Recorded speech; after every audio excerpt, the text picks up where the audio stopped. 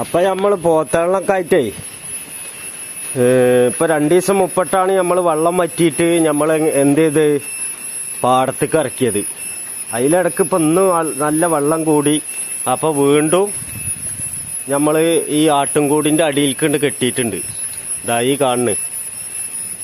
ഇതിൽ പിന്നെ ഇനി ഒരു പോത്താണ് ഈ കൂട്ടത്തിൽ കൊടുക്കാനുള്ളത്. ബാക്കിയൊക്കെ നമ്മൾ കൊടുത്തതാണ്.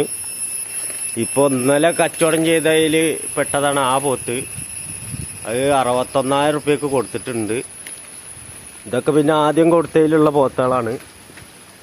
അപ്പോൾ നമ്മൾ വെള്ളവും കാര്യങ്ങളൊക്കെ കൂടിയേക്ക് ഇതവിടെ കെട്ടി നിർത്തിയിരിക്കുകയാണ്. ഈ ആട്ടുംകൂടിൻ്റെ ഇടയിലാണ് ഈ പോത്തുകളൊക്കെ ഉള്ളത്. ഇങ്ങനെ ഒരു സൗകര്യം ഉള്ളത് കാരണം ഇത്തരം ഹൈറ്റിൽ ആട്ടുംകൂട് ഉണ്ടാക്കിയ കാരണം ഇവിടെ കെട്ടാനായി.